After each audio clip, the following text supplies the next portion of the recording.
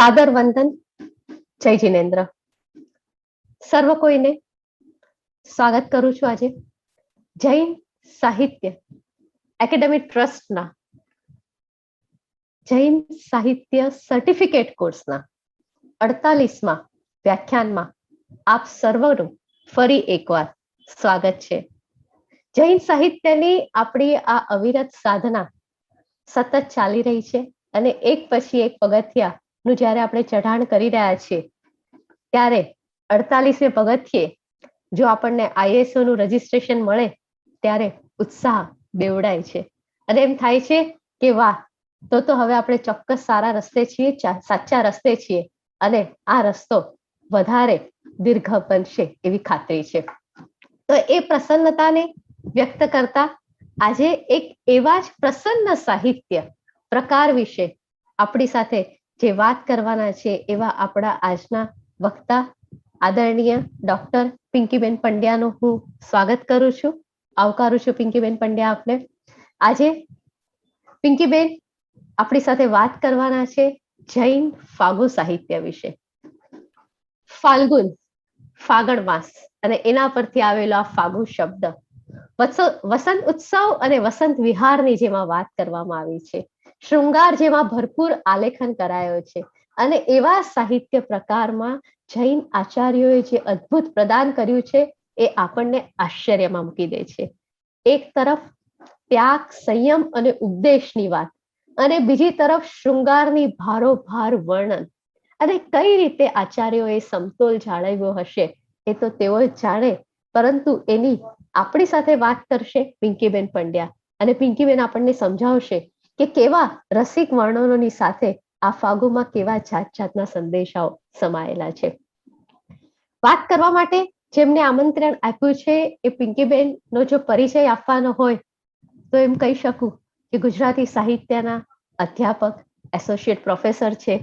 છેલ્લા 22 વર્ષોથી અધ્યાપન કાર્ય સાથે જોડાયેલા છે. 1990 થી તેઓ HD arts college for women Ahmedabad સાથે જોડાયેલા છે. પિંકીબેનના રસનો વિષય આપણને આશ્ચર્ય પમાડે એવો છે. પિંકીબેનને આમ તો ગ્રામરના અમે મહારથી કહીએ, વ્યાકરણમાં અમે કોઈ પણ જગ્યાએ અટકીએ એટલે અમને પહેલું નામ યાદ આવે પિંકીબેન, કારણ કે એકદમ મિત્ર જેવા છે.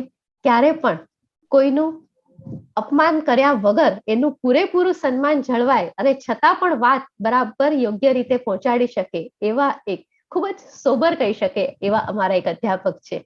તો એવા એ આચાર્ય ગ્રામરના, એટલે તો ગ્રામરના નિષ્ણાત જેમને હું કહું છું, એવા પિંકીબેનના સંશોધન કાર્યના રસના વિષયો પણ જરા જુઓ તો પાયાની શબ્દાવલી, ગુજરાતી ધ્વનિ વ્યવસ્થાની વિચારણા, ગુજરાતી કોષ રચના, ગુજરાતીમાં સહાયકારી ધાતુઓ અને ગુજરાતી સમાસ રચનાઓ, આવા વિશિષ્ટ પ્રોજેક્ટો, સંશોધન કાર્ય એમને વ્યાકરણમાં કર્યા. એ આધારે એમના 5 પુસ્તકો પણ પ્રકાશિત થયા છે. માતૃભાષા લેખન અને કૌશલ અને શિક્ષણ, માતૃભાષા લેખન કૌશલ અને શિક્ષણ. તો બીજી તરફ ગુજરાતી શબ્દાર્થ કોષ પણ એમનું પ્રગટ થયું છે ડોક્ટર યોગેન્દ્ર વ્યાસ અને ડોક્ટર અરવિંદ ભંડારી સાથે. તો ગુજરાતીમાં સહાયકારી ધાતુઓ, જોડણીની કોષ રચના અને ગુજરાતી ધ્વનિ વ્યવસ્થાની વિચારણા, આ પુસ્તક એમની પાસેથી મળ્યું છે. ગુજરાતી સાહિત્યના ઇતિહાસો, એ જે ખંડો અનેક આવે છે એમાં અનેક અધિકરણ લેખનો એમને કર્યા છે. એ ઉપરાંત વિશ્વકોશમાં પણ તેઓ લેખન કાર્ય કરતા હોય છે. જે આપણા પાઠ્યપુસ્તકો તૈયાર થાય છે એ પાઠ્યપુસ્તક મંડળમાં એમને ઘણા બધા વ્યાકરણ વિષયક પ્રકરણો, ચેપ્ટરો લખ્યા છે અને એમાં ગુજરાતી ભાષાની જે પ્રથમ ગુજરાતી ભાષા અને દ્વિતીય ગુજરાતી ભાષાના વ્યાકરણ લેખનના કાર્યોમાં એમને જોડાયેલા રહ્યા છે. બાબા સાહેબ આંબેડકર ઓપન યુનિવર્સિટીની અભ્યાસક્રમ સમિતિના સભ્ય છે. બાબા સાહેબ આંબેડકર ઓપન યુનિવર્સિટીના પાઠ્યપુસ્તકના વિવિધ એકમોના લેખક પણ છે. પિંકીબેને આજે ગ્રામરમાં કાર્ય કર્યું છે એ માટે એમને પારિતોષિક પણ પ્રાપ્ત થયા છે. ગુજરાતી ધ્વનિ વ્યવસ્થાની વિચારણા માટે તેમને ગુજરાતી સાહિત્ય પરિષદ દ્વારા પંડિત બહેચરદાસ જીવરામ દોશી અને શ્રી પ્રભાશંકર તેરૈયા પારિતોષિક પ્રાપ્ત થયું છે. તો બીજી તરફ ગુજરાતીમાં સહાયકારી ધાતુ વિશે તેમને પ્રભાશંકર તેરૈયા પારિતોષિક ગુજરાત સાહિત્ય અકાદમી દ્વારા પણ પ્રાપ્ત થયું છે. તો આવા વ્યાકરણના વિશારદ આજે સાહિત્ય વિશે વાત કરશે તો વધારે રસ એટલા માટે પડશે કારણ કે ભાષા અને શૃંગાર બંનેને બેલેન્સ કરીને પિંકીબેન કરવાના છે. અને આ કાર્ય પિંકીબેનને એટલા માટે આપ્યું કારણ કે આચાર્યો જે રીતે બેલેન્સ કરતા હોય છે ને શૃંગાર અને ત્યાગની વચ્ચે, એમ પિંકીબેન પણ આજે શૃંગાર અને ભાષાની વચ્ચે બેલેન્સ કરીને ગુજરાતી જૈન ફાગુ રચનાઓ કેવી વિશિષ્ટ ખીલી છે, ખીલવાય છે અને એને પદ્ય રચનામાં પ્રદાન કર્યું છે એ વિશે આરામથી વાત કરો પિંકીબેન. તમારું જૈન સાહિત્ય એકેડેમી ટ્રસ્ટના મંચ ઉપર હું વિશેષ સ્વાગત કરું છું અને આપને હવે આ મંચ સોંપું છું કે આપ અમારા સ્વાધ્યાયીઓને આ વિષય ઉપર પ્રકાશ પાડો. ડોક્ટર પિંકીબેન પંડ્યા. સેજલબેન, આપનો ખૂબ ખૂબ આભાર. મારા વ્યાખ્યાનનો આરંભ કરું એ પહેલા જૈન સાહિત્ય અકાદમી ટ્રસ્ટ મુંબઈ એનો હું બે રીતે આભાર માનવા માંગુ છું. બહુ સ્વાભાવિક રીતે મને આ તક આપી, આ રીતે અન્ય સુજ્ઞજનો સાથે વાત કરવાની એક જે તક આપી છે એના માટે આભારી છું. બીજો તમારો આભાર એ રીતે માનવો છે કે તમે સમાજને કંઈક જુદી રીતે ધર્મ અને સાહિત્યને એક સાથે જોડીને આપવાનો આ જે આયોજન કર્યું છે અભ્યાસક્રમનું, એ વિશિષ્ટ છે. અને એ રીતે હું તમને અભિનંદન પણ આપું છું અને એ રીતે હું આપની આભારી પણ છું કે આપ આવું કશુંક સુંદર કાર્ય હાથમાં ધર્યું છે અને એને બહુ જ સરસ રીતે આગળ ધપાવી રહ્યા છો. બીજી મને એક મજા એ આવી હતી, આના પહેલા મેં રાજેશભાઈ પંડ્યાનું વ્યાખ્યાન સાંભળ્યું હતું. એ વખતે પાર્ટિસિપન્ટ્સને જ્યારે હું જોતી હતી ત્યારે મેં જોયું કે વિદ્યા મેળવવા માટે કોઈ જ વયબાધ નથી. કશુંક નવું જાણવું હોય તો એના માટે કેટલા બધા ઉત્સુક. એક તો લગભગ 2 જેવા હતા અને એટલું બધું ધ્યાનથી સાંભળી રહ્યા હતા. ત્યારે એટલી બધી મજા પડી કે આપણે શા માટે વર્ગમાં જ વિદ્યાર્થીને શોધ્યા કરીએ છીએ. અને વિદ્યાર્થી એટલે માત્ર જે કોઈ કોર્સ સાથે જોડાયેલો હોય છે એવું નથી, પણ સતત કશુંક નવું જાણવાની જિજ્ઞાસા હોય છે. એવા જે વિદ્યાર્થીઓ છે, આપણે પણ એ પૈકીના જ એક છીએ. અને એટલે જ આ કોર્સમાં જ્યારે મને વાત કરવાનો તક મળી છે ત્યારે મને એની મજા આવી રહી છે કે હું એ લોકોની સાથે વાત કરી રહી છું કે જે લોકો પોતાની રીતે જ્ઞાનવૃદ્ધ પણ છે, અનુભવ વૃદ્ધ પણ છે અને તેમ છતાં સતત જિજ્ઞાસુ છે, કશુંક નવું મેળવવાની એમની તરસ છે. બીજી મને મજા એ આવી છે કે એ દિવસે જે મેં જોયું હતું એ પ્રમાણે કે એ લોકોને જૈન ધર્મ વિશે જાણવાની પણ જિજ્ઞાસા છે અને સાહિત્ય વિશે સમજવાની પણ એમને એક મજા છે. અને આપણા જે મધ્યકાલીન સાહિત્ય સ્વરૂપો છે એ ઘણા બધા એવા છે કે જેના કદાચ નામ પરિચિત હોય પણ ખરા અને ન પણ હોય. તો ત્યાંથી હું મારી વાતનો આરંભ કરવા માંગુ છું. મારા સુજ્ઞજનો છે, મારા વડીલો છે, મારા મિત્રો છે અને એટલે આપણે સાથે મળીને આ એક વાત માંડીએ છીએ. જ્યારે ફાગુ સાહિત્યની વાત કરીએ છીએ ત્યારે હું માનું છું કે ઘણા બધાને એવું થયું હશે કે આ ફાગુ શું છે. આના અગાઉ રાસ સાહિત્યની પણ વાત થઈ છે, બારમાસા સાહિત્યની પણ વાત થઈ છે અને એટલે તમારી સાથે વાત થઈ હશે કે કોઈ પણ ભાષાનું જ્યારે સાહિત્ય રચાવાનું શરૂ થાય છે ત્યારે તો કદાચ એવી સભાનતા પણ નથી હોતી કે આ કંઈક સાહિત્ય છે. ત્યાં આગળ એક ઉત્સાહ હોય છે, એક લય હોય છે અને કશુંક વહી આવે છે. અને એનો પુરાવો આપણને એવો મળે છે કે વિશ્વની કોઈ પણ ભાષાના સાહિત્યને તમે તપાસો તો આરંભકાળનું જે સાહિત્ય છે એ પદ્ય સાહિત્ય જ હોય છે. પછી ધીરે ધીરે મઠારાતું જાય અને ધીરે ધીરે નવા સ્વરૂપો વિકસતા જાય અને ગદ્ય પદ્ય સ્વરૂપો વિકસતા જાય એવું બને છે. પણ આરંભે તો પદ્ય સાહિત્ય, એક લય, એક ઉત્સાહ. ઇવન એક નાનું બાળક જન્મ્યું હોય છે ત્યારે પણ આપણે એને ચપટીના લયથી કે હલરડાના લયથી તમે જોઈ શકો છો કે એ કેવું એ લયને તરત પકડતું હોય છે. માનવ મનને હંમેશા લય આકર્ષે છે. બીજી એક મહત્વની વાત એ છે કે આપણા ત્યાં મુદ્રણ યંત્રો તો બહુ પાછળથી આવ્યા, પણ જ્ઞાન અને સાહિત્ય એ આ મુદ્રણ યંત્રોનું મોહતાજ નથી. આપણા ત્યાં કંઠોપકંઠ પરંપરા હતી. તમે ક્યારેય પણ કોઈ પણ ગુરુકુળની કલ્પના કરો એટલે તમને દેખાશે કે ક્યાંક ચોતરા જેવું છે, જ્યાં ઉપર ગુરુજન બેઠા છે અને સામે શિષ્યો બેઠા છે. ક્યાંક પાટ ઉપર ગુરુ મહારાજ બેઠા છે અને સામે એમના શ્રમણ ભગવંતો અથવા શ્રાવકો બેઠા છે. અને તમે જુઓ કે આપણા ત્યાં જે શ્રાવક કહેવાય છે, એ શ્રાવક પણ આ જ પરંપરાનો હિસ્સો છે. આપણી જે કંઠોપકંઠ પરંપરા છે, ગુરુ બોલે છે અને શિષ્ય સાંભળે છે, વક્તા બોલે છે અને શ્રોતા સાંભળે છે. અંગ્રેજીમાં જ્યાં વેલ રેડ એવો શબ્દ છે જે વધારે જ્ઞાની છે એના માટે, કે આ this person is well red, તો આપણા ત્યાં એના માટે શબ્દ છે બહુશ્રુત. એણે ખૂબ બધું સાંભળેલું છે, એની પાસે ખૂબ જ્ઞાન છે. એ સાંભળીને એનું ચિંતન અને મનન કરે છે. અને એટલે બીજી કોઈ પરંપરામાં હોય કે ના હોય, તમે જોઈ શકો છો કે આપણા ત્યાં જૈન પરંપરામાં ગુરુ ભગવંતની સામેનો જે શબ્દ છે એ છે શ્રાવક. શ્રાવક અને શ્રાવિકાનો અર્થ જ એ છે કે એમને જે કંઈ પણ જ્ઞાન કંઠોપકંઠ પરંપરાથી અપાયું છે એનું એ લોકો યોગ્ય રીતે શ્રવણ કરે છે. એનું મનન અને ચિંતન કરવા માટે જે પ્રેરિત છે એવી જે વ્યક્તિ છે એ શ્રાવક છે. તો આપણા ત્યાં એ કંઠોપકંઠ પરંપરાની સાથે માત્ર એક જ લયમાં આવ્યું હોય એવું નથી. ખૂબ બધું લયબદ્ધ થઈને આવે છે, જુદા જુદા લયમાં આવે છે. પરિણામે આપણને જુદા જુદા રાગ, છંદ, ઢાળ આ બધું તો મળે જ છે. જુદા જુદા સાહિત્ય સ્વરૂપો પણ મળે છે. ક્યાંક દીર્ઘ સાહિત્ય સ્વરૂપો છે, ક્યાંક લઘુ સાહિત્ય સ્વરૂપો છે. તમે જોઈ શકો છો કે નરસિંહ મહેતાના ભજનો હોય કે જૂના સ્તવનો હોય કે કેટલું બધું આપણને બસ ખાલી ગવાતું આવ્યું છે અને આપણે સાંભળ્યું છે, ક્યાંય કદાચ ન વાંચ્યું હોય, અને છતાં આપણના મનમાં, આપણા હૈયામાં એ ક્યાંક સ્થિર થઈને બેઠવું હોય. તો એ ગેયતાને કારણે આપણી પાસે ઘણા બધા જુદા જુદા સાહિત્ય સ્વરૂપો આવ્યા છે. દીર્ઘ સ્વરૂપો પણ આવ્યા છે, જેમાં તમે રાસનો અભ્યાસ તો સાંભળ્યો જ છે, સાથે સાથે તમે 12મા આસા વિશે પણ સાંભળ્યું છે.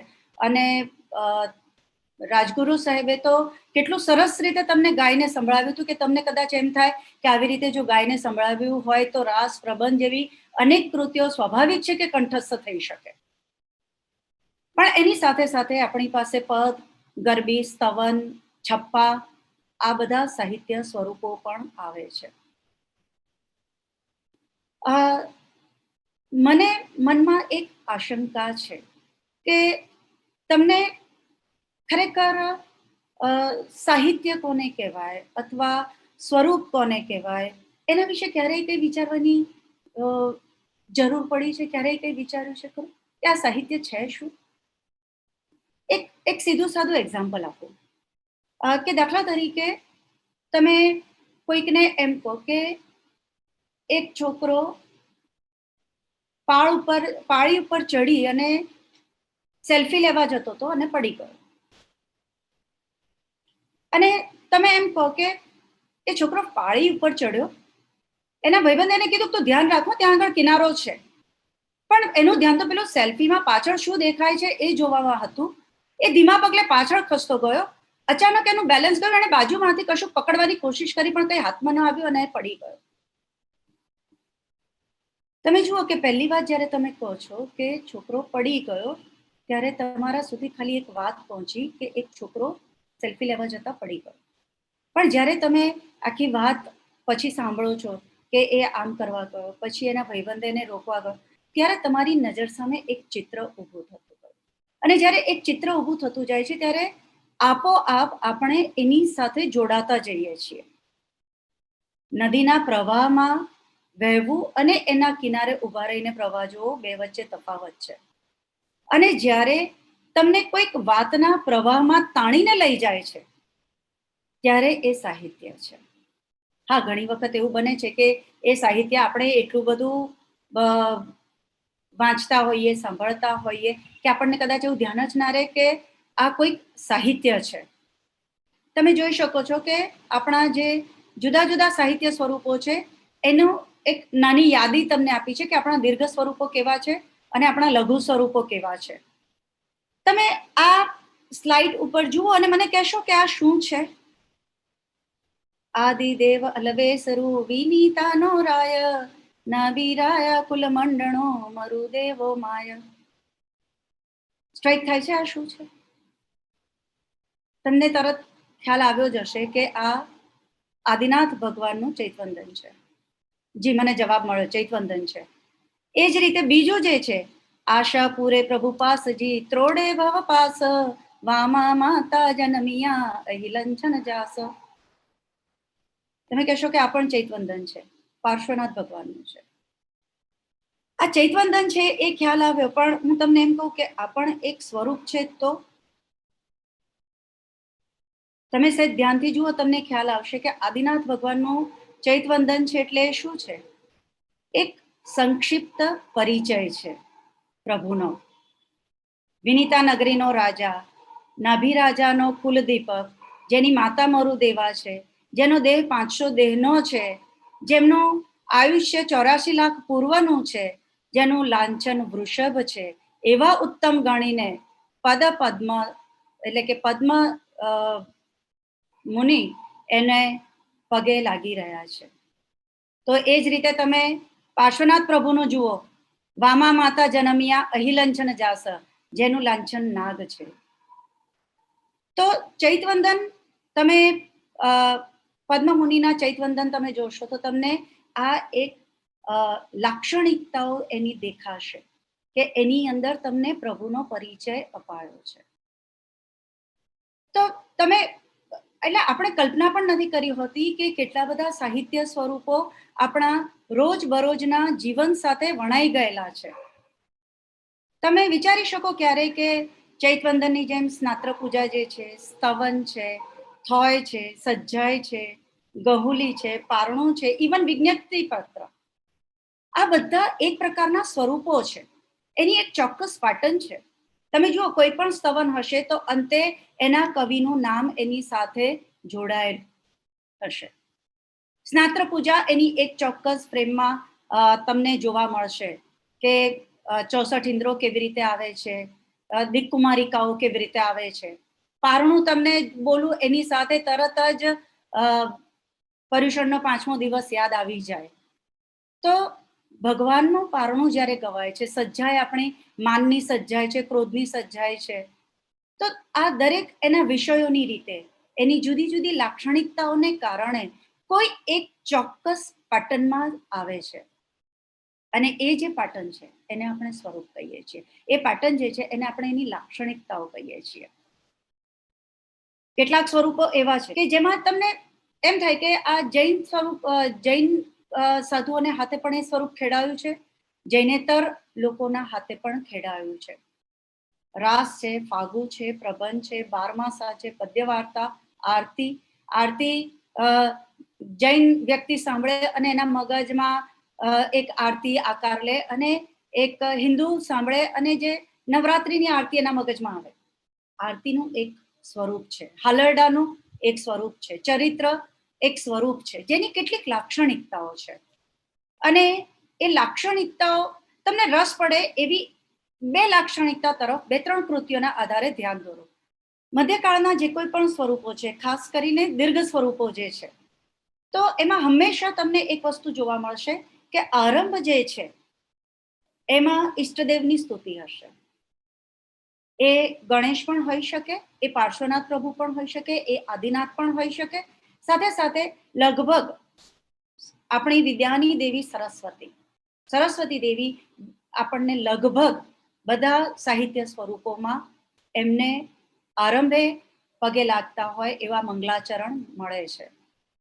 તો આરંભે ઈષ્ટદેવને વંદન કરવા, એ મંગલાચરણ હોવું, એ એક લાક્ષણિકતા છે. તો અંતે આ તમે જે કોઈ પણ આરતી અથવા સ્તવન અથવા સજ્જાય જે કંઈ પણ તમે સાંભળો છો, રાસ છે, ફાગુ છે, પ્રબંધ છે, કંઈ પણ છે, તો તમે જે સાંભળ્યું છે એના કારણે એની ફલશ્રુતિ સાંભળવાથી મળતું ફળ, એના લાભ, એના વિશેની અવશ્ય વાત હોય છે. આ ભરતના નાટ્ય સૂત્રથી ચાલતું આવ્યું છે.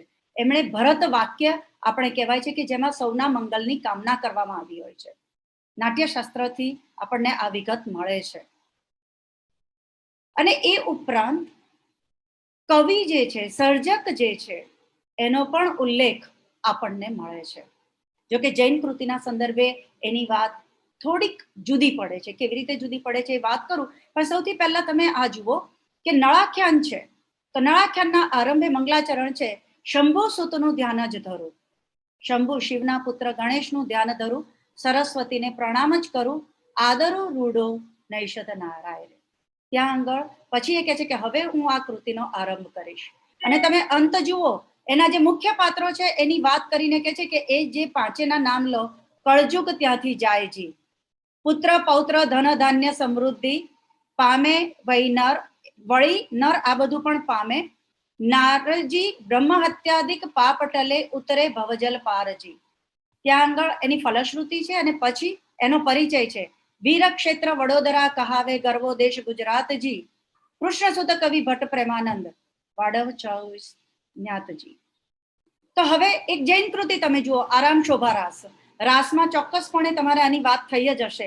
પેલી કન્યા જેના માથા ઉપર બગીચો છે એનું એને વરદાન છે, બરાબર છે. તો આરંભ તમે જુઓ, સરસ્વતી સામિણી વિનવું, સરસ્વતી સ્વામિનીને વિનવું છું અને શું કરું છું, માંગુ નિર્મલ બુદ્ધિ. કેમ? કારણ કે હવે એને એક કૃતિની રચના કરવી છે. તો એનું મંગલાચરણ છે. તો ફલશ્રુતિ શું છે? કરજોડી કીર્તિ પ્રણમયી, ત્યાં આગળ કીર્તિ સર્જકનું નામ છે. કરજોડી કીર્તિ પ્રણમયી, પ્રણામ કરીને કીર્તિરાજ શું કહે છે, આરામ શોભા રાસ જે સુણઈ, જે આરામ શોભા રાસ સાંભળશે, ભણી ગણી જે નર નારી. અહીંયા આગળ ભણવા ગણવાનો અર્થ લખવું નથી, પણ ભણવું એટલે બોલવું અને ગણવું એટલે એનું મનન કરવું. નવનિધિ વિલસી તે ઘર બારી, તો એની ફલશ્રુતિ છે. તો શ્રીપાળ રાજાનો રાસ તો લગભગ આંબેલી હોળી દરમિયાન વાંચવાનો ક્યાંક ને ક્યાંક થયો જ હશે, બરાબર છે.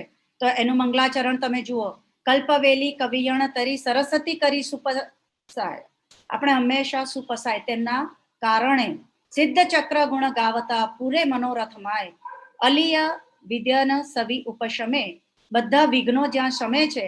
જપતા જીન 24, અહીંયા આગળ જીન 24 ને પ્રણામ કર્યા છે. અને નમતા નિજ ગુરુ પય કમળ, પય પદ્મ કમળ, એના પદ કમળ સોરી, જગમાં વધે જગીશ, ગુરુને પગે લાગે છે, 24 જીનને પગે લાગે છે.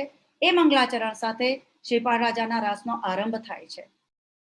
તો અંતે જે ફલશ્રુતિ છે એમાં કવિ પરિચયમાં અહીંયા આગળ તમને કહું કે જૈન સાધુ જે છે એમાં બે વાત થાય છે કે કાં તો એ પોતાનો પરિચય આપતા જ નથી, જેણે સંસાર છોડી દીધો છે એનો કોઈ પરિચય ન હોય. એટલે બહુ જ બધી કૃતિઓ એવી છે કે જેના સર્જકનું નામ આપણને મળતું નથી અને પરિણામે આપણે અજ્ઞાત કરતા છે, અજ્ઞાત કવિકૃત એ રચના છે એ રીતે આપણે વાત કરીએ છીએ. પણ શ્રીપાળ રાજાનો રાસ તો એ રીતે વિશેષ છે કે એનો આરંભ પૂજ્ય શ્રી વિનવિજય ગણીજીએ કર્યો હતો અને વચ્ચે એ કાળ પામ્યા, પછી ઉપાધ્યાય યશો વિજયજીએ એને પૂરો કર્યો હતો. તો અહીંયા આગળ આપણને એ કહે છે કે તાસ વિશ્વ ભાજન તસ પુરાણ, વિનય વિજય ગણીજીના જે વિશ્વભાજન હતા એમને સુજસ વિજય યશો વિજયજીને એમણે આ કામ સોંપ્યું હતું. અને ભાગ તાક તો પૂરણ કીધો તાસ વચન સંકેતેજી, એમણે કામ સોંપ્યું હતું એ પૂરો કર્યો છે.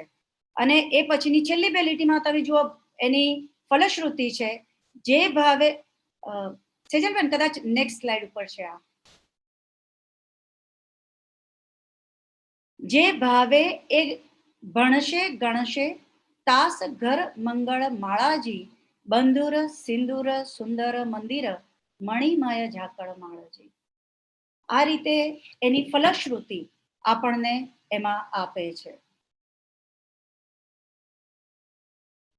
તો આ તો મેં તમને એક લાક્ષણિકતા બતાવી કે કોઈ પણ તમે કૃતિ મધ્યકાળની જોશો તો આપણે જોયું એમ કે એ આખ્યાન હોય કે એ રાસ હોય કે પદ્ય વાર્તા હોય કે ફાગો હોય, એના આરંભે તમને મંગલાચરણ મળે, અંતે તમને કવિ પરિચય મળે, ફલશ્રુતિ મળે. આવી બધી રચાયેલી અનેક કૃતિને વિદ્વાનો તપાસે છે, એનો અભ્યાસ કરે છે, એમાં કેવી લાક્ષણિકતાઓ છે એ તપાસે છે અને એને આધારે એ તારવે છે કે આવા આવા આવા લક્ષણો હોય તો એ રાસકૃતિ છે, આવા આવા આવા લક્ષણો હોય તો એ આખ્યાન કૃતિ છે. કેટલીક દાખલા તરીકે નાટક જેવું સ્વરૂપ છે તો સંસ્કૃતથી ચાલ્યું આવ્યું છે, જૂની ગુજરાતીમાં નહોતું, અર્વાચીન ગુજરાતીમાં છે. કેટલાય પદ્ય સ્વરૂપો એવા છે કે જે મધ્ય ગુજરાતીમાં હતા પણ આજે નથી, કેટલાય એવા છે કે જે એ વખતે નહોતા પણ આજે છે. આ રીતે એમાં પરિવર્તનો આવતા જાય છે. તો એવા એક સ્વરૂપ ફાગુની આપણે આજે વાત કરીએ. અહીંયા આગળ આદરણીય કેકા શાસ્ત્રીજીએ ફાગુ વિશે જે વાત કરી છે, કારણ કે બહુ જ બધા વિદ્વાનો એવા છે કે જેમણે આ મધ્યકાલીન સાહિત્યના સ્વરૂપોને તપાસ્યા છે, એ કૃતિઓને તપાસી છે, એ કૃતિઓના લિપ્યંતર કર્યા છે, જે ધૂળ ધોયાનું કામ છે. પણ એના દ્વારા આપણને અનેક કૃતિઓ આપણને પ્રાપ્ય કરાવી છે, જેના કારણે ઘણું જ્ઞાન, ઘણા એ સમયનો સમાજ અનેક વસ્તુઓનું દસ્તાવેજી મૂલ્ય જેનું આંકી ન શકાય એટલી સુંદર કૃતિઓ આપણા સુધી પહોંચી શકી છે. તો એવા એક અભ્યાસુ આદરણીય શ્રી કેકા શાસ્ત્રીજી શું કહે છે કે ફાગુ સાહિત્ય પ્રકારને સમાવવો હોય તો રાસ પ્રકારમાં જ સમાવી શકાય. આપણે રાસ વિશે તમે જાણો છો, બરાબર છે, છતાં એ કહે છે કે કશુંક એવું છે કે જે રાસને અને ફાગુને અલગ પાડે છે. અને એમણે એ લાક્ષણિકતા આપણને અલગ પાડીને કહી છે કે વિપ્રલંબ શૃંગાર અને સંભોગ શૃંગારને મૂર્ત કરી આપતું ઋતુમૂલક સર્જન છે, અને એથી કથાત્મક સ્વરૂપનો અંશ માત્ર જાળવીને એ ઉર્મિમય કાવ્ય રચના બની રહે છે. એટલે કે રાસ સ્વરૂપની નજીકનું તો છે પણ એના કરતા નાનું છે. રાસમાં જે આપણને કથાનકનો વિશાળ પટ મળે છે એવો વિશાળ પટ ફાગુ સાહિત્યમાં નથી હોતો. એની અંદર ઉર્મિ ઉમેરાય છે, એની અંદર ઋતુમૂલક વર્ણન ઉમેરાય છે, અને એથી વિશેષ એમણે જે વાત કરી છે શૃંગાર રસ. આપણે ભરતના નાટ્યશાસ્ત્રમાં 8 રસ અને પછી ઉમેરાયેલા 9મા રસની રીતે જોઈએ તો આપણી પાસે 9 રસ છે. એમાંનો એક રસ જે છે એ છે શૃંગાર રસ, પ્રેમનો રસ. અને એના પાછા 2 ફાંટા પણ છે, કારણ કે પ્રેમમાં માત્ર આનંદ જ હોય છે, મિલન જ હોય છે એવું નથી હોતું. વિરહ પણ હોય છે, દુઃખ પણ હોય છે. તો જ્યારે વિરહ હોય છે ત્યારે વિપ્રલંબ, અને નાયક અને નાયિકા સાથે હોય ત્યારે સંયોગ શૃંગાર, એવા 2 શૃંગારની ઉલ્લેખ કરી અને એ ચાલે છે. તો જે શાસ્ત્રીજી આપણને કીધું એ આપણે એક ઝડપથી આપણે જોઈએ તો ફાગુ અને રાસને આપણે એક સાથે જોઈએ તો એ બંનેને સહોદર જેવા કયા છે. કેમ? કારણ કે બંને સ્વરૂપ એવા છે કે જે ગાઈ શકાય છે અને રમી શકાય છે. આ વસ્તુ બહુ જ મહત્વની છે. એવી રીતે કે તમારામાંથી જે કોઈ પણ કોઈક મંડળીના સભ્ય હશે તો તમને ખ્યાલ હશે કે બપોરે દેરાસરમાં અથવા તો ઉપાશ્રયમાં 2 લાઈનમાં સામ સામે બેઠા હોય અને હાથમાં દાંડિયા લઈને અથવા તો મંજીરા લઈને અથવા તો તાળીઓથી કશુંક ગવાતું જતું હોય છે, અને ક્યારેક ઉત્સાહમાં આવી અને બહેનો ઊભી થઈને નૃત્ય સાથે પણ કરતી હોય છે. તો એવા આ રાસ અને ફાગુ એવા પ્રકાર છે કે જે ગાઈ પણ શકાય છે અને રમી પણ શકાય છે. નાની રાસકૃતિ હોય અને સુદીર્ઘ ફાગુ કાવ્ય હોય. નાની રાસકૃતિ એટલે કે જેમાં કથાનકનો પટ એટલો વિશાળ ન હોય તો શક્ય છે કે એ ફાગુ કાવ્યની નજીક જાય, અથવા તો ફાગુ કાવ્ય દીર્ઘ હોય જેની અંદર અનેક કથાનકો સાંકળી લેવાયા હોય તો શક્ય છે કે એ રાસકૃતિની નજીક જાય.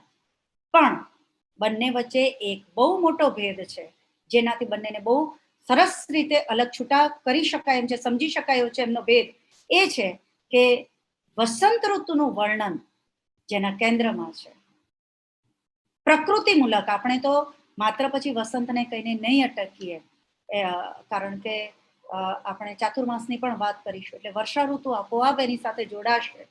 તો જેમાં આ ઋતુમૂલક પ્રકૃતિ વર્ણન છે, એ ઋતુના સંદર્ભે એ સમાજની વાત છે, એ જેના મોટો હિસ્સો છે, જે એનો મહત્વનો અંશ છે, એવી જે રચના છે એ ફાગુ છે.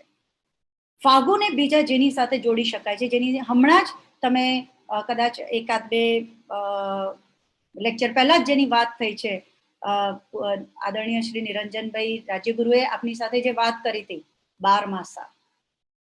બારમાસા પણ એક ખૂબ સુંદર સાહિત્ય સ્વરૂપ છે, અને એમાં તો બહુ સ્પષ્ટપણે છે કે નાયક જે છે એ ક્યાંક બહાર છે અને નાયિકાની જે મનોસ્થિતિ છે એનું વર્ણન 12માસામાં કરે છે. એક પછી એક માસ એનું પ્રકૃતિ વર્ણન, અને એ વખતે નાયિકાની વિરહના કારણે ચિત્ત સ્થિતિ, 1 મહિનો, 2જો મહિનો, 3જો મહિનો, અને એ પ્રકૃતિ એની સાથે જે સ્વરૂપ બદલે છે એ સ્વરૂપને 12માસા ગાતું ચાલે છે. અને એની સાથે નાયિકાની વિરહની સ્થિતિ એટલે મહદઅંશે વિપ્રલંબ શૃંગારમાં આ કૃતિ આગળ આ સ્વરૂપમાં આગળ ચાલતી હોય છે. અને 13મા મહિને એ બંનેનું મિલન હોય છે. પણ ફાગુ એ રીતે 12 મહિનાને લઈને નથી ચાલતું. ફાગુના કેન્દ્રમાં તો આપણે જોઈશું કે ફાગણ મહિનો છે. ફાગુ કાવ્યમાં કથા તત્વ પણ જોડાય છે, કોઈક પ્રસંગો પણ જોડાય છે. એ માત્ર પ્રકૃતિ કાવ્ય બની રહેતું નથી. એની અંદર પણ વિપ્રલંબ શૃંગાર, સંયોગ શૃંગારની જગ્યાઓ છે, પણ કોઈક કથાનક સાથે. તો ત્યાં આગળ ફાગુ કાવ્ય અને 12માસા કાવ્ય એકબીજાથી અલગ પડે છે. તો એક બીજું સરસ કાવ્ય, કદાચ તમને એમ થાય કે આવું બી કોઈ સ્વરૂપ હશે. હા, નેક્સ્ટ પ્લીઝ. એક સ્વરૂપ છે ધમાલ. કદાચ એના કારણે આજે આપણે જે તોફાન મસ્તી કરીએ છીએ એને પણ ક્યાંક આપણે ધમાલ કહીએ છીએ કે આ શું ધમાલ માંડી છે. તો ધમાલ એ બહુ નાનકડું સ્વરૂપ છે. એમાં ગાવું, વગાડવું અને આવેશને, ઉત્સાહને મન ભરીને રમવું એ એના કેન્દ્ર સ્થાને છે. એટલે ત્યાં આગળ પણ લય અને છંદ અને બધું જ છે, પણ એની સાથે સાથે એના વાજિંત્રો, એના સૂર, એ નાદ એનું વિશેષ મહત્વ છે, જે ફાગુ કાવ્યમાં પણ છે પણ અનિવાર્ય નથી. તો એ રીતે, અને ફાગુ કાવ્ય પ્રમાણમાં દીર્ઘ સ્વરૂપ છે ધમાલ કરતા. તો આવા રાસા, 12માસા, ધમાલ જેવા કાવ્ય સ્વરૂપને થી ક્યાંક સામ્ય તો ક્યાંક અલગ પડતું એવું આ જે સ્વરૂપ છે ફાગુ, એને આપણે હવે થોડાક શબ્દોથી ઓળખીએ. મૂળ શબ્દ જે છે એ છે ફલ્ગુ. જૂનામાં ક્યાંક એનો અર્થ એક નદી તરીકે પણ છે, પણ એનો જે વિશેષ અર્થ છે એ છે વસંતોત્સવ. સંસ્કૃતમાં પણ એનો એક અર્થ વસંતોત્સવ છે. દેશી નામમાલામાં હેમચંદ્રાચાર્ય, તમે જોજો દેશી નામમાલા સંસ્કૃતમાં પણ ફલ્ગુ શબ્દ છે, પણ આપણા કલિકાલ સર્વજ્ઞ હેમચંદ્રાચાર્ય શ્રીજી એને દેશી નામમાલામાં, એટલે કે એને સંસ્કૃત નહીં પણ દેશીય શબ્દ ગણાવે છે. આ સ્વરૂપની વાત કરતી વખતે હું ભાષા સાથે બહુ નહીં જવું આપણે, મને કારણ કે મને તમારી સાથે આ એક સરસ મજાના સ્વરૂપની વાત કરવી છે માટે. તો એ જે છે વસંતોત્સવ, તો દેશી નામમાલામાં હેમચંદ્રાચાર્યજીએ એને વસંતોત્સવના અર્થમાં જ કીધું છે. હવે તમને એમ થાય કે એમણે વસંતોત્સવ કીધું એટલે શું? તો એનો અર્થ એ કે ત્યાં સુધી આ સ્વરૂપ એટલે કે આ શબ્દ કોઈ સ્વરૂપને ઇન્ડિકેટ નહોતો કરતો. ત્યાં આગળ એ માત્ર એક ઉત્સવને વર્ણવે છે, અને પછી એ ઉત્સવને વર્ણવતું કૃતિ તે એના નામે એને સ્વીકારાઈ ગઈ છે. આ વસ્તુ ઘણી વખત બની છે કે દાખલા તરીકે રાસા એ સ્વરૂપ છે તો ક્યાંક એને છંદ તરીકે પણ ઓળખાવાય છે. ચોપઈ જે છે તો એ છંદ છે તો એને ક્યાંક સ્વરૂપ તરીકે પણ ઓળખાવાય છે. તમે કેટલા બધા સ્તોત્ર અથવા સૂત્ર જ્યારે યાદ કરતા હશો તો પાછળ ગાહા અથવા તો એવું આવતું હશે તો ગાથા જે છે એ પણ એક છંદ છે. તો છંદ અને સ્વરૂપ જ્યારે એટલા બધા નજીક આવી જાય કે એકમેકમાં ભળી જાય, ઇવન ફાગુ પણ એક સ્વરૂપ છે, પણ ફાગુની ચાલ ક્યાંક એના લક્ષણો દેખાય, આપણે આગળ વાત કરીશું એની, તો એને માત્ર સ્વરૂપ ન રહેતા જાણે એક છંદ અથવા ઢાળની સાથે એને જોડી દેવાય છે. પણ હેમચંદ્રાચાર્ય સુધી એટલે કે આપણી 12મી સદી સુધી ફાગુ શબ્દથી કોઈ સ્વરૂપનો નિર્દેશ નહોતો થતો. ત્યાં સુધી માત્ર એ એક ઉત્સવને જ વર્ણવતું હતું, અને એટલે એક જે સામાજિક ઉત્સવ હતો, એ જે વસંતોત્સવ હતો, એનું જેમાં ગાન છે એને આપણે આ સ્વરૂપનું નામ આપ્યું છે. તમે આ કૃતિઓમાંથી જો પસાર થાઓ, આપણી પાસે કદાચ એટલો બધો સમય નથી કે આપણે એટલી બધી કૃતિઓમાં જઈ શકીએ, પણ તમે જો આ કૃતિઓમાંથી ક્યાંક અનુકૂળતાએ તમે જો પસાર થઈ શકશો તો તમને ખ્યાલ આવશે કે એ સમાજ કેવો હતો. એ સમયગાળામાં ફાગણ અને મહા આ 2 મહિના એવા છે કે જેમાં ઋતુચક્રનું આખું પરિવર્તન આવી રહ્યું છે. આપણે જુઓ કે એ વખતે આપણે વૈશાખી પણ ઉજવાય છે. અત્યારે આપણો ચૈત્ર માસ ચાલુ છે, આપણી હોળીનો આ સમય. તો ઋતુ પરિવર્તન છે, એની સાથે આપણી સાથે વિજ્ઞાન પણ જોડાઈ જાય છે મનમાં સાથે ક્યાંક. તો એ જે વસંતોત્સવ છે, તો એ સમયગાળો જો તમે લોકોએ ભૂતકાળમાં પેલું ચલચિત્ર ઉત્સવ રેખા છે જેની નાયિકા, તો એમાં તમને ખ્યાલ હશે કે એ સમાજ એવો હતો કે જેમાં આ વસંત પંચમીનો તહેવાર વિશેષ રીતે ઉજવાતો. તો એમ કહી શકાય કે જાણે માત્ર વૃદ્ધો અને બાળકો જ નગરમાં હોય અને બાકીના બધા જ ઉપવનમાં હોય. ઉપવનમાં એમના માટે માણવા માટે, આનંદ કરવા માટે વિશેષ આયોજન કરવામાં આવ્યા હોય. ક્યાંક લતા મંડપ ઊભા થયા હોય, ક્યાંક કદલી ગૃહ, એટલે કે કેળને એવી રીતે ઊભી કરવામાં આવી હોય કે જેના કારણે કદલી ગૃહ ઊભા થયા હોય, લતા કુંજ બનાવવામાં આવે, ત્યાં સુધી કે વિશેષ રીતે એવી વાવ તૈયાર કરવામાં આવે કે જેની અંદર મિત્રો સાથે મળીને જલક્રીડા કરે. વસંત પંચમીનો અર્થ માત્ર નાયક અને નાયિકા નથી. વસંત પંચમીનો મતલબ ઉત્સવ છે, આનંદ છે અને માણવું છે.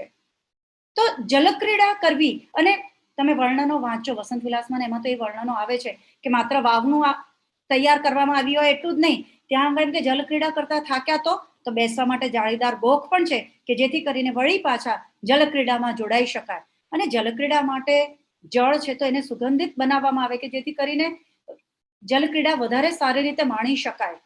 ત્યાં આગળ જુદી જુદી રંગભૂમિ તૈયાર કરવામાં આવે જેથી કરીને મિત્રો જાત જાતના કાર્યક્રમો માણી શકે અને એના ઉપર પણ બધી સુગંધિત દ્રવ્યોના છંટકાવ હોય. તો માત્ર પ્રકૃતિ, સુગંધ, ઉત્સવ એવો જે એક તહેવાર વસંત પંચમી, એવા વસંતોત્સવની વાત આ ફાગણ મહિનામાં આપણે લઈને આવીએ છીએ. અને ફાગણ મહિનાનો તહેવાર એટલે હોળી.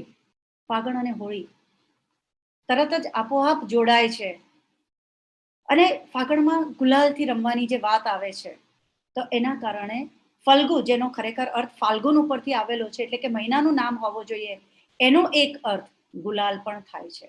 અને એના જ કારણે પછી આ હોળી સાથે જોડાયા હોવાને કારણે કેટલાક એના ઉપરથી ફગવો છે કે ફગવાના છે એવા શબ્દો પણ ઊભા થયા છે કે જેના કારણે એ ફગવો એટલે હોળીનો ઘેરૈયો કે જે તમારી પાસેથી એનો લાગો માંગે છે. અને એ દિવસે બધાને જે ધાણી ચાણા ખજૂર જે બધું વેચાય છે, અથવા તો ફગવાના એટલે રંગ છાંટવો.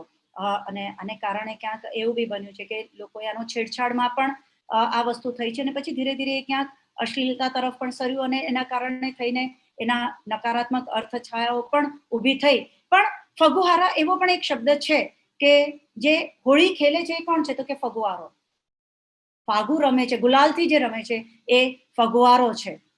તો રાજસ્થાનમાં આ પ્રકારના શબ્દો આપણને મળે છે અને એ જે સ્વરૂપમાં ગવાયું છે, એ જે સ્વરૂપ છે એ ફાગુ છે. આપણે રાસ સાથે જોતી વખતે વાત કરી કે આ સ્વરૂપ એવું છે કે જે ગાઈ પણ શકાય છે અને જે રમી પણ શકાય છે.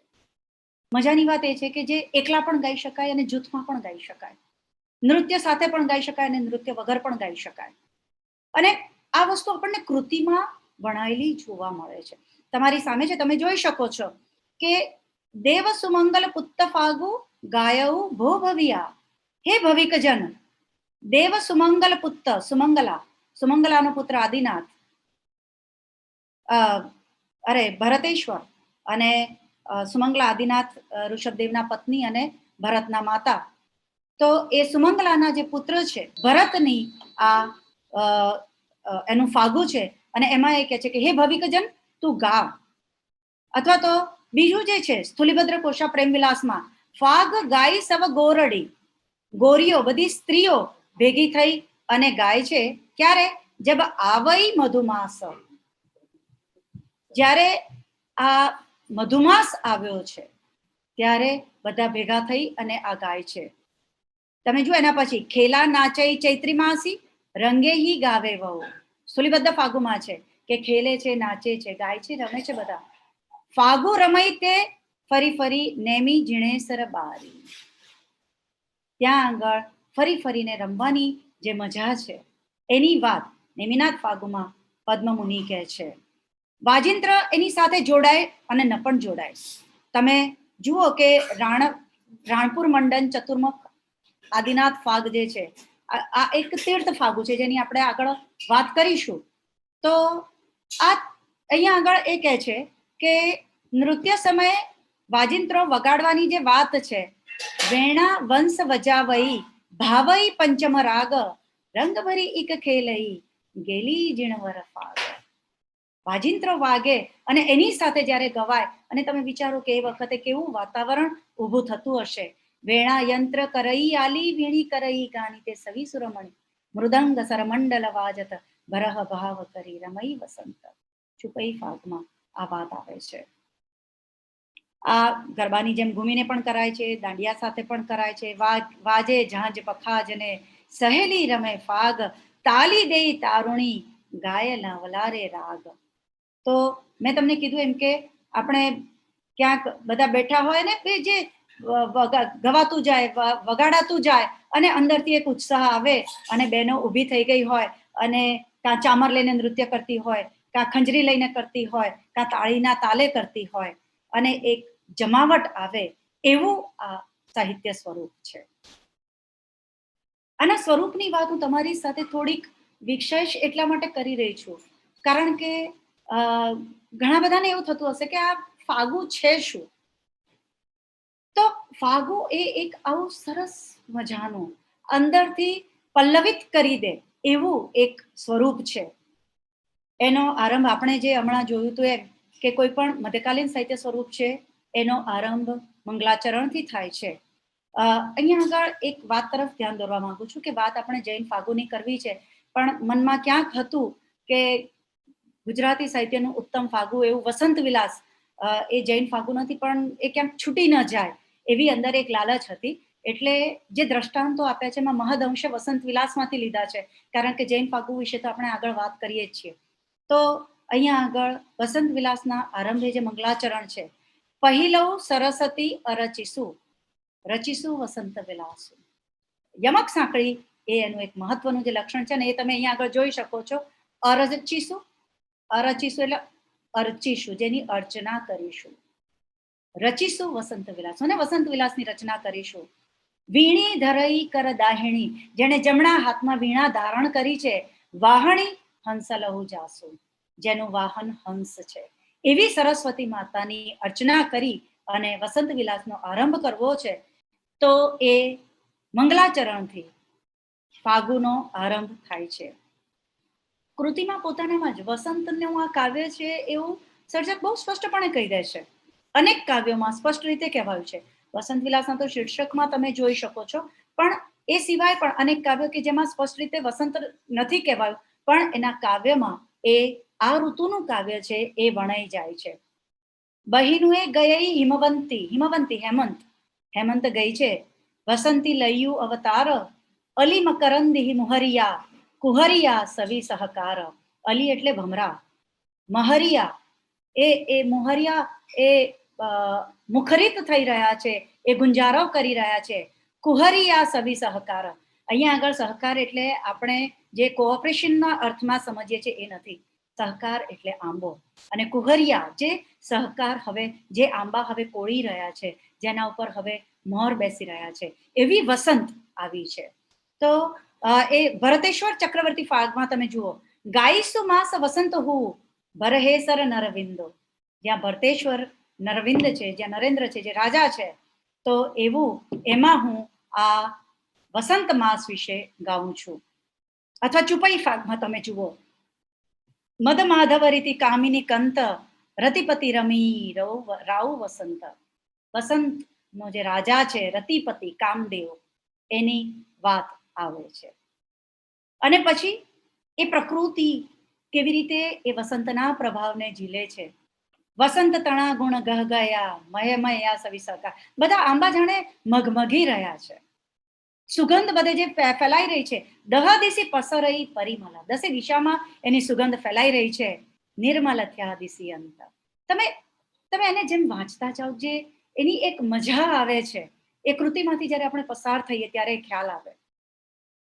પણ મેં તમને કીધું એમ કે આપણે તો વાત કરવી છે જૈન ફાગુની, અને જૈન ફાગુમાં વસંત ઋતુની તો વાત આવે જ છે, પણ સાથે સાથે સાધુઓને એ જે રચવાનો મહત્વનો જે સમયગાળો મળે છે અથવા તેમને જે વાત કરવી છે એ કથાનકમાં કેન્દ્ર સ્થાને વસંત આવી શકે છે, તો એની સાથે સાથે વર્ષા ઋતુ પણ એના કેન્દ્રમાં રહે છે. આ જૈન ફાગુની વિશેષતા છે.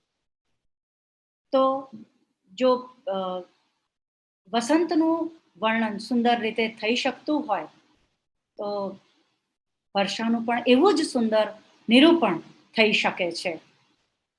નેમિનાથ ફાગમાં જ્યારે નેમિનાથ દીક્ષા લઈને ચાલ્યા ગયા છે, રાજેમતી એમની પાછળ ગઈ છે, એણે પણ દીક્ષા લીધી છે, અને ત્યારની વાત છે.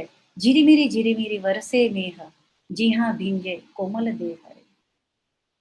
રાજેમતીની માનસિકતા અને પછી રેનેમી પણ પાછળ આવે છે, અને પછી જે કંઈ પણ થાય છે, પણ ત્યાં આગળ એ જે રીતે વર્ષા ઋતુનું વર્ણન એમાં આલેખાયું છે, ખૂબ સુંદર રીતે જૈન ફાગુઓમાં વર્ષા ઋતુને વણી લેવાઈ છે.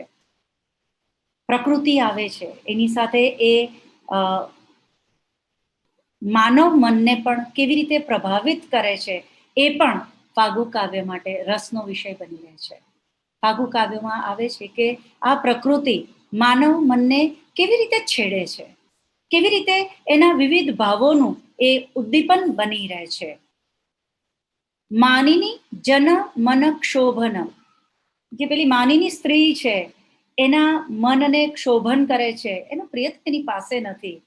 શોભન વાઉલા વાઈ, પવન વાય છે, જે સુંદર પવન વાઈ રહ્યા છે, પણ પેલી નાયિકાને તો પ્રિયતમ પાસે નથી, એનાથી એ ક્ષોભિત છે.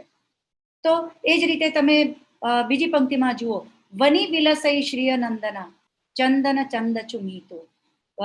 વનમાં શ્રીય નંદન એટલે કે લક્ષ્મીના મનને આનંદ આપનાર જે કામદેવ છે એ કેવી રીતે વિલસી રહ્યો છે. અને તમે જુઓ અહીંયા આગળ મરાઠી પ્રત્યય ચ વપરાયો છે. ચંદન ચંદ, ચંદન સુખડ, અને ચંદ ચંદ્ર, ચંદન અને ચંદ્રનો અનેના અર્થ માટે ચુ વપરાયો છે. તો એનો મિત્ર, સોરી સંસ્કૃત, મરાઠીની સંસ્કૃત જે છે રામચ લક્ષ્મણ ચ, તો એ જે ચ પ્રત્યય છે ચંદન ચંદ ચુમિતો, એનો જે મિત્ર છે એ એનો પ્રભાવ ફેલાવી રહ્યો છે. મેં તમને વાત કરી કે એ વખતનો જે સમાજ છે એના માટે આ આખું વાતાવરણ કંઈક વિશેષ છે, અને એના માટે વિશેષ પ્રકારના આયોજન થાય છે. વની વિરચય કદલીહર, કદલી ગૃહ, કેળના જે પાનથી મંડપ બનાવાય છે તે. દિહર મંડપ માલ, દિહર દીર્ઘ, મંડપ માલ ખૂબ મંડપો શ્રેણી, કારણ કે કંઈ એકાદ બે જણ માટે જ આ નથી, આખો સમાજ અને માણી રહ્યો છે, તો જુદા જુદા જૂથને એ માણવું છે, તો એ મંડપ માલ છે. તલિયા તોરણ સુંદર, સરસ તોરણો બાંધેલા છે. વંદર વાલ વિશાલ, વંદર વાલ અને વાંદરા સાથે કોઈ લેવા દેવા નથી, મૂળ શબ્દ છે વંદન. વંદન કરતી હોય એવી લાંબી માળાઓ, એવા પ્રકારના લાંબા મોટા તોરણો છે. બધી આખી જે મંડપ શ્રેણી છે એને જાણે બધા તોરણોથી આવરી લેવાય છે. તમે જો બીજું વર્ણન, ખેલન વાવી સુખાલીય, સુખથી વાવમાં જલક્રીડા કરવા માટે. જાલીય ગુખી વિશ્રામ, તો ત્યાં આગળ ગોખ પણ બનાવ્યા છે જાળીદાર, કે જેથી હવા આવે, ગભરામણ ન થાય, વિશ્રામ કરી શકાય, કે જળક્રીડા કરતા કરતા વિશ્રામ કરવા માટે બેઠા અને વળી પાછા જલક્રીડા માટે વાવમાં ઉતરી શકાય. અને એના માટે શું, મૃગમદપુરી, મૃગને જે એની જે સુગંધ છે, કસ્તુરી છે, કપૂરી પૂરી જલ અભિરામ, જળમાં કસ્તુરી છે, કપૂર છે, એ બધું નાખીને પાણીને સુગંધિત કરવામાં આવ્યું છે, જેથી કરીને કોઈને કોઈ સ્કિન ડિસીઝ કે બીજા કોઈ ઇશ્યુ ના થાય. જ્યારે આટલું સરસ વાતાવરણ હોય ત્યારે બહુ સ્વાભાવિક છે કે એના કેન્દ્રમાં શૃંગાર રસ હોય.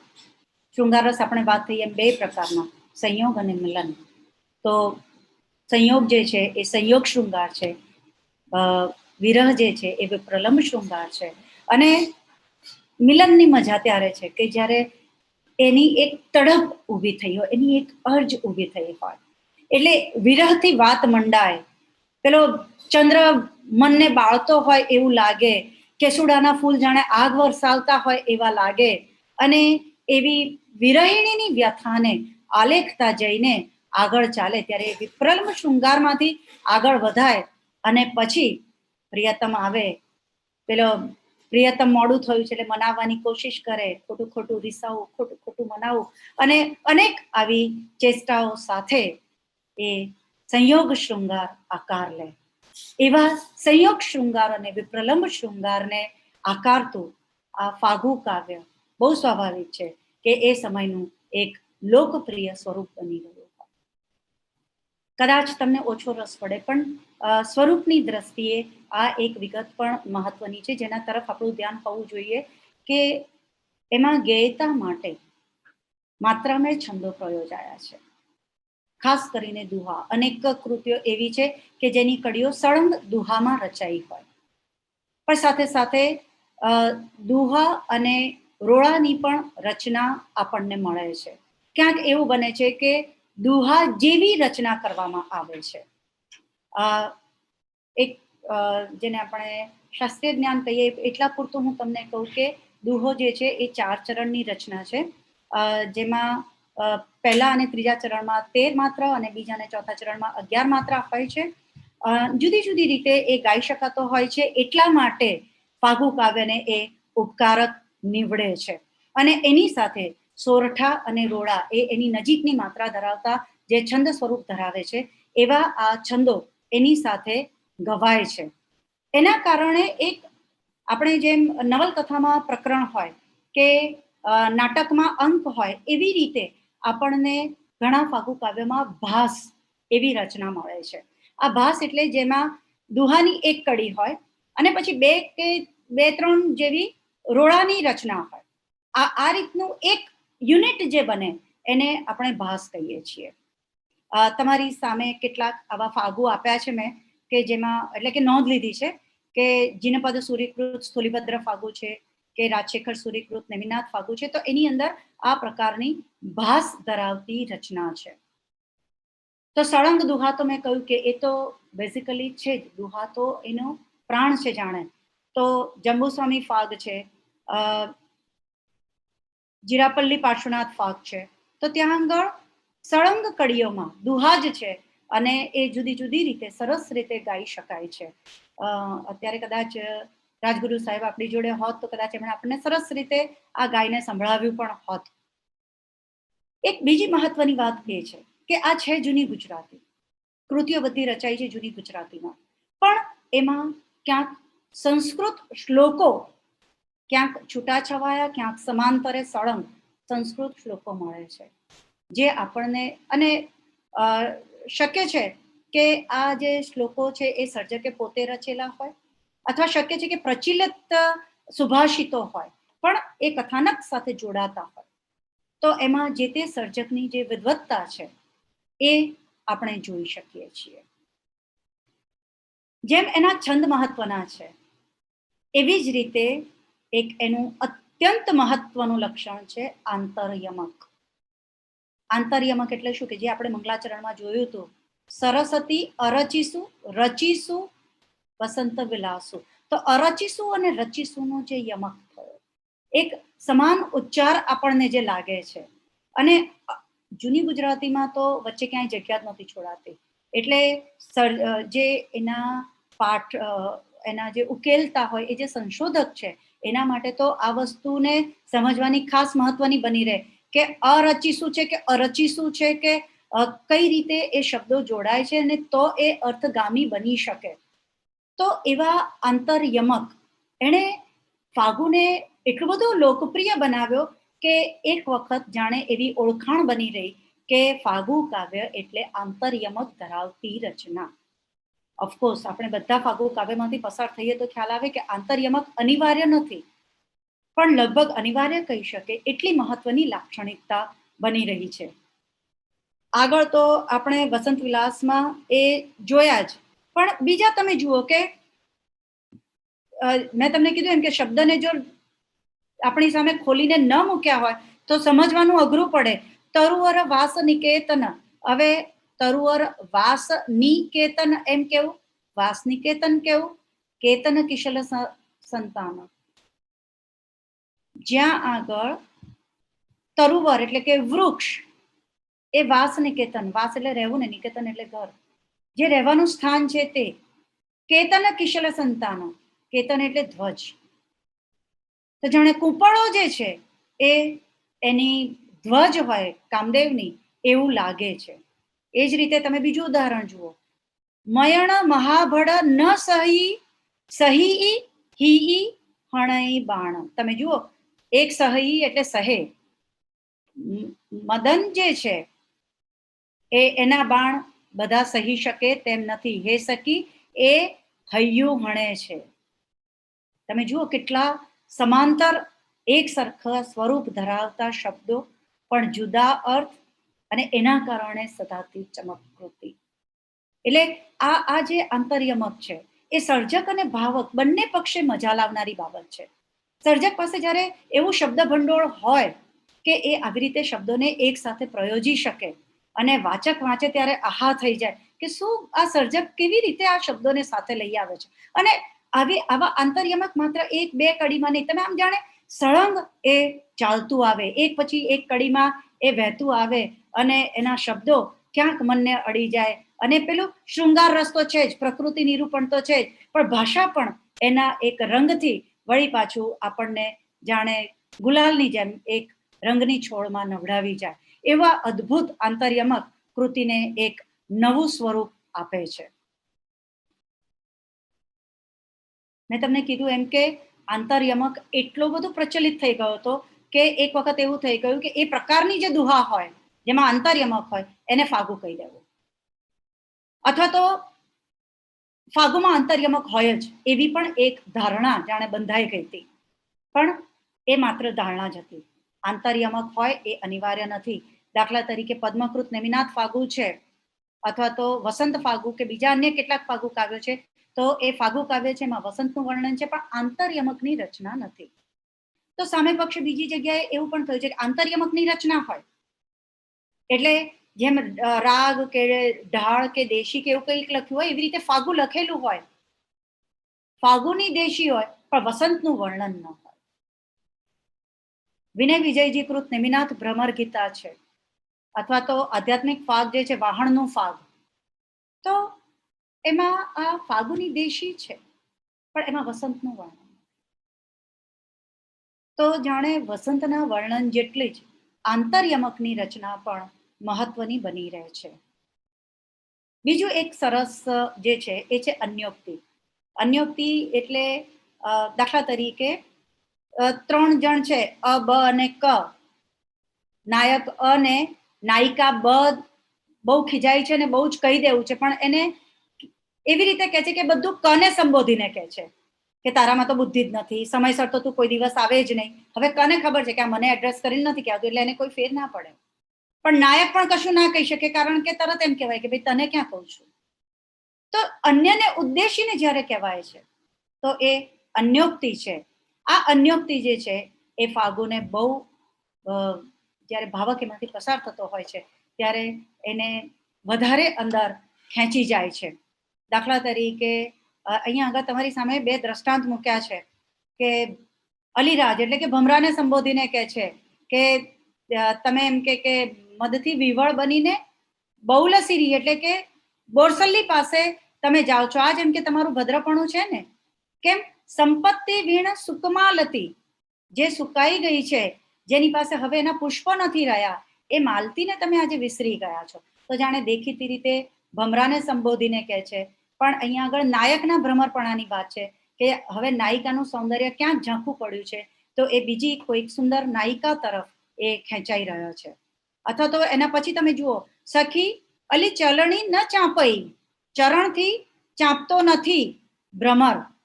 અહીંયા આગળ તમે જુઓ ચાંપઈ, ત્યાં આગળ પાછો યમક છે, આંતરયમક છે. ચાંપઈ લીયઈ ન ગંધુ, ચંપાની તો એ ગંધ પણ નથી લઈ રહ્યો. કેમ?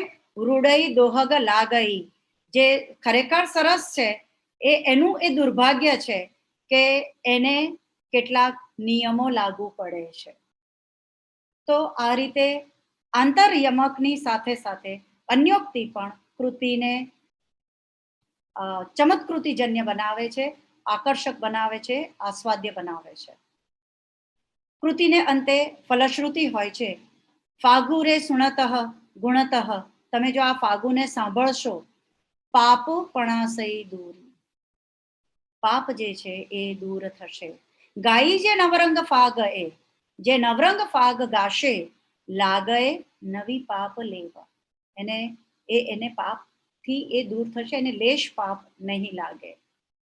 ક્યાંક સર્જકનો પરિચય મળે છે, ક્યાંક નથી મળતો. સર્જકનો પરિચય મળે છે ત્યાં તમે જુઓ, શ્રી લક્ષ્મી વલ્લભ કો રચ્યોહી ઈહુ આધ્યાત્મ ફાગ, પાવંતુ પદ જીનરાજ કોહો ગાવત ઉત્તમ રાગ. આ લક્ષ્મી વલ્લભે આ આધ્યાત્મ ફાગની રચના કરી છે. ખરેખર તો વિષય પ્રવેશ અહીંયાથી થાય છે મારા મતે, કારણ કે આપણે સતત વાત કરીએ છીએ કે વસંત ઋતુ જે છે એ ફાગુ કાવ્યના કેન્દ્રમાં છે.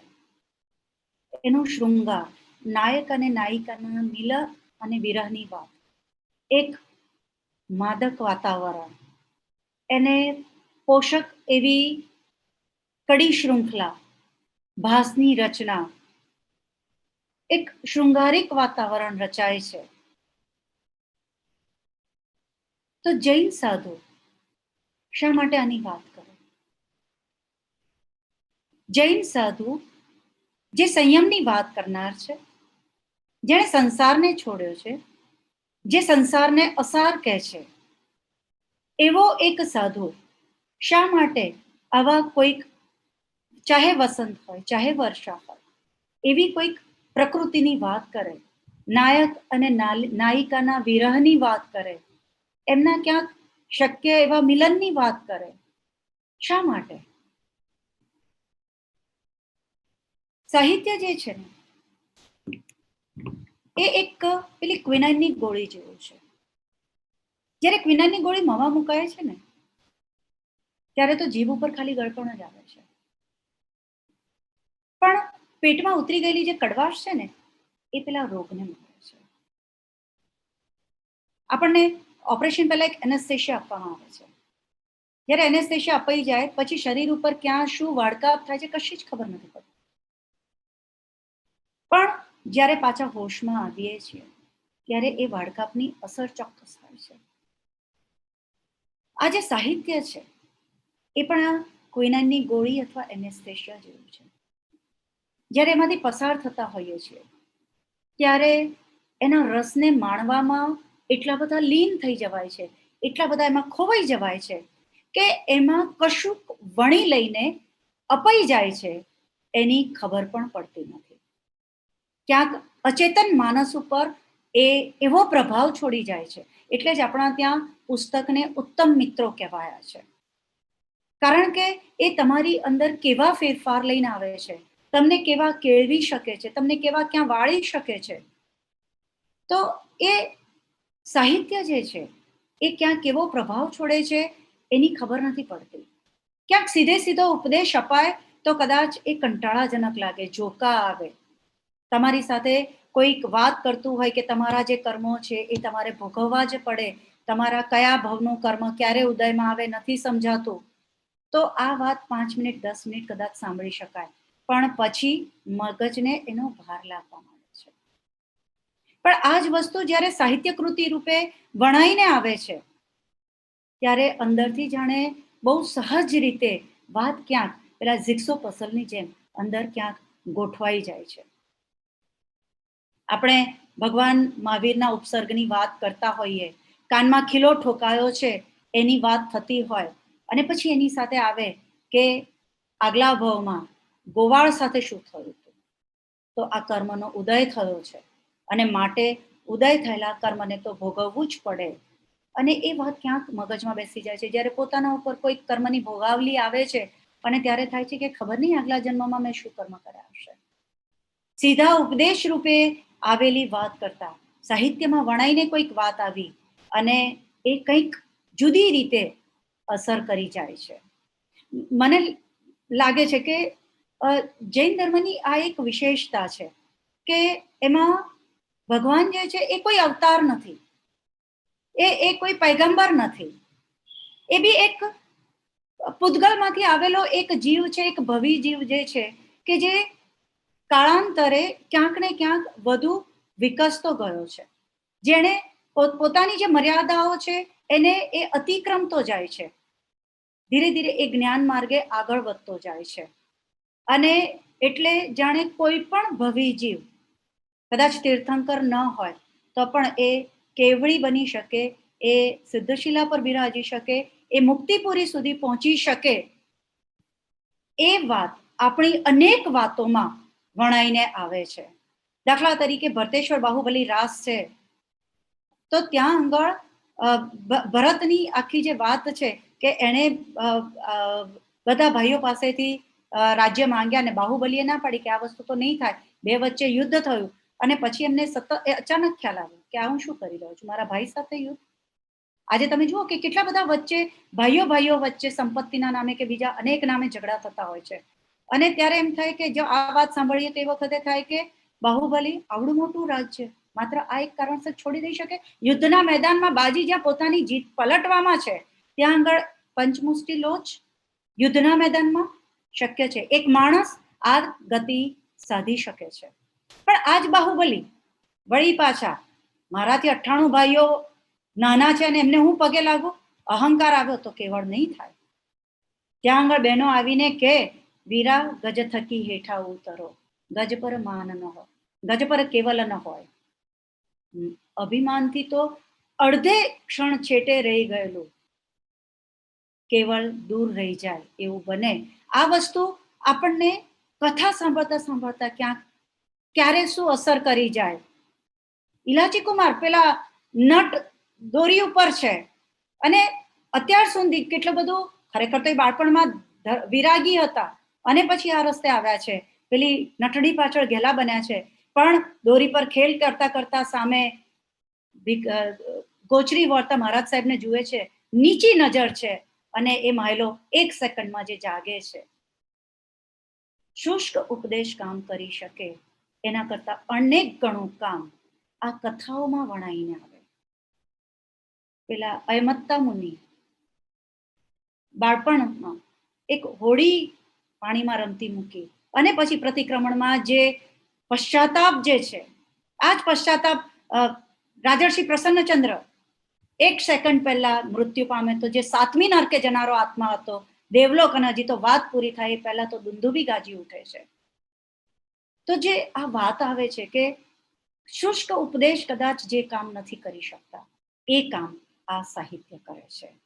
અને એટલે આપણા સાધુઓએ ચાહે પ્રબંધનું સ્વરૂપ હોય, ચાહે ફાગુનું સ્વરૂપ હોય, એમાં આ ખેડાણ કરીને એમણે અનેક લોકોને ધર્મ તરફ વાળ્યા છે, સાચા માર્ગ તરફ વાળ્યા છે. ખૂબ આભાર પિંકીબેન. આજે આપણે ફાગુ સાહિત્ય વિશે ઘણી વિસ્તારથી વાત કરી, ખાસ કરીને ફાગુ સાહિત્યના સ્વરૂપ વિશે આપણે ખાસ્સા વિસ્તારથી વાત કરી કે એક ફાગુ સાહિત્યનું સ્વરૂપ જૈન અને જૈનેતર સાહિત્ય બંનેમાં કઈ રીતે આખું વિકાસ પામ્યો. અને એના માટે સૌથી પહેલા તો તમે વસંત વિલાસ જે ખૂબ જાણીતું ફાગુ કાવ્ય છે, જૈનેતર કાવ્ય છે, એને આપણે યાદ કર્યું. અને એ સાથે આરંભમાં આપણે બીજા જે અનેક મધ્યકાલીન સાહિત્ય આપણા સ્વરૂપો છે, પદ્ય, ગરબી, સ્તવન, છપ્પા, એ બધાને પણ સાથે યાદ કરતા ગયા. ચૈતવંદનને પણ આપણે યાદ કર્યું. રાસા સાહિત્ય અને ફાગુ સાહિત્ય, બારમાસી સાહિત્ય અને ફાગુ સાહિત્ય, એ બંનેનો તુલનાત્મક અભ્યાસ પણ આપ સાથે મૂકતા ગયા છો. ફાગુ સાહિત્યમાં આરંભમાં જે ઈષ્ટદેવની સ્તુતિ આવે છે, અને જે ખરેખર તો મધ્યકાલીન આપણું જે આખું સાહિત્ય સ્વરૂપ છે, પદ્ય સ્વરૂપ, એની એક વિશેષતા જ રહી છે. અને એ સરસ્વતીને કે પછી પોતાના ઈષ્ટદેવને યાદ કરવા. અને એક બીજો મહત્વનો મુદ્દો આપ એ પણ કહો છો અહીંયા કે ફાગુ સાહિત્યમાં જે જૈન આચાર્યો છે એ હંમેશા પોતાનો પરિચય આપતા નથી, એટલે સર્જક તરીકે એમનું નામ હંમેશા એ કૃતિમાં હોય એવું આવશ્યક નથી, અને પરિણામે આજે ઘણા બધા એવા ફાગુ સાહિત્ય છે કે જેમાં આપણને એના રચયિતાના નામ નથી મળતા. ત્યારબાદ આ ફાગુ સાહિત્યની વાત કરતા કરતા અમને સંયોગ શૃંગાર અને વિપ્રલંબ શૃંગારની વાત કરો છો. વિપ્રલંબ શૃંગાર વિશે તો અમે 12માસી સાહિત્ય સમય દરમિયાન ઘણી બધી વાતો સાંભળતા હતા, અને એ રીતે ફરીથી એકવાર અમને વિપ્રલંબ શૃંગાર યાદ આવ્યો. અને આ જે ફાગુ સાહિત્ય આખો પ્રકાર છે એ કેવો વસંતને ઉત્સવથી ભરાયેલો છે, પરંતુ જૈન ફાગુ સાહિત્યમાં તો વર્ષાની વાત છે. તો એ જે જ્યાં જુદું પડે છે એને તમે બહુ સરસ રીતે વાત મૂકી આપી કે જૈન સાહિત્યમાં તો એમાં વર્ષાની વાત આવે છે, અને એ કઈ અન્ય સાહિત્યમાં તો એ વસંત અને પછી કદલી મંડપ અને પછી એ આખો ઉત્સવ અને પછી કસ્તુરીની સુગંધ, એક આખું વાતાવરણ છે જેનો એક આનંદ હોય છે. પરંતુ સાથે સાથે અહીંયા જૈન આચાર્યોએ પણ એની વાત કરી છે, પરંતુ જૈન આચાર્યનો મૂળ જે ધ્યેય હતો એ જીવનના મૂલ્યોને, જીવનની સાચી સમજને આપણી સમક્ષ મૂકવાનો હતો. એમને કઈ શૃંગાર અને સાંસારિક ભાવોની વાત કરવાની સાથે એમને તો એ મૂલ્યલક્ષી વાત કરવી હતી, અને એ મૂલ્યલક્ષી વાત કરવા માટે આ શૃંગારિક પ્રકારનો પ્રયોગ કઈ રીતે કરે છે એની ખૂબ વિસ્તારથી આપે વાત કરી. અને માનું છું કે આપણા ઘણા બધા સ્વાધ્યાયીઓ ખરેખર આજે એમ ભરપૂર આનંદ મળ્યો હશે કે કેટલા બધા ફાગુ સાહિત્ય અને કેટલી બધી વેરાયટી આજે આમાં છે. છંદોની વાત થઈ, તમે ચોપાઈને યાદ કરી, માત્રાવેલ છંદને યાદ કર્યો, તમે ધમાલ નામનો એક સાહિત્ય પ્રકારને પણ યાદ કર્યો, અને આવી બીજી અનેક વાતો આજે આપના આ વ્યાખ્યાનમાં આપે આવરી લીધી છે. હું સમજી શકું છું કે સમયને કારણે આપ પૂરી વાત નથી કરી શક્યા, પરંતુ ક્યારેક આપણે ભવિષ્યમાં એવી તક રાખશું કે આ વાત ક્યારેક પૂરી કરી શકીએ. અને આજે બીજા કોઈ વિશેષ સવાલ આવ્યા નથી વ્યાખ્યાન દરમિયાન. સૌએ પોતાનો આનંદ વ્યક્ત કર્યો છે, તો જો તમારી સંમતિ હોય તો, અને કોઈ પ્રશ્ન આવ્યા નથી તો આપણે અહીં વિરમીએ. આપ કઈ કહેવા માંગો છો? હું માનું છું કે આપણા જે સુજ્ઞજનો છે એમને કદાચ આ બધા સ્વરૂપોથી વિશેષ માહિતગાર નથી, અને એટલે હું માનું છું કે આજે એમના માટે ફાગુ સાહિત્ય સ્વરૂપ કંઈક જુદું છે અને કંઈક વિશેષ છે એની એક સ્પષ્ટતા એમના સુધી પહોંચી હશે. અને વળી પાછી જો અનુકૂળતા મળશે તો જૈન સાધુઓએ કેવી રીતે જુદા જુદા કથાનકને આવરી લઈ અને વસંતની વાત કરી, અને આપે જે હમણાં કહ્યું એમ કે અલ્ટિમેટલી વાત કરવી છે જીવન મૂલ્યોની, અને સંસારના સારને વર્ણવી અને પછી કહેવું કે એ કેવી રીતે અસાર છે, એ આ સાધુઓને માટે જાણે એક હસ્તકમલવત બાબત બની ચૂકી છે. તો એ વસ્તુઓનો એમણે ફાગુ દ્વારા ખૂબ સુંદર રીતે વાત કરી છે કે તમને આમાં સાર લાગે છે, આમાં સાર લાગે છે, હવે તમે જુઓ કે આ તો અસાર છે. તો એ રીતે આખી વાત એમણે જે મૂકી છે, આપણા તીર્થંકરોના પણ ફાગુ છે, આપણા ગુરુ ભગવંતોના પણ ફાગુ છે, તીર્થના પણ ફાગુ છે. તો વિવિધ સ્વરૂપો એના, એટલે કે વિવિધ કથાનકો એમાં વણાયા છે. તો જે ક્યારેક અનુકૂળતા હશે તો આપણે એના વિશે આગળ વાત કરીશું. ચોક્કસ પિંકીબેન, આપણે જરૂર એવો ક્યારેક ઉપક્રમ ગોઠવશું. તો આજે અહીં પિંકીબેનનો હું વિશેષ આભાર માનું છું. આજે ફાગુ સાહિત્યમાં આપણને સૌને એમને ખૂબ ભરપૂર ભીંજાવ્યા છે, અને ફરી એકવાર જૈન સાહિત્ય એકેડેમિક ટ્રસ્ટ, એના સર્વ ટ્રસ્ટીઓ અને સર્વ સહભાગીઓ વતી આપનો આભાર માનું છું. Thank you Pinkiben. જય જિનેન્દ્ર. જય જિનેન્દ્ર.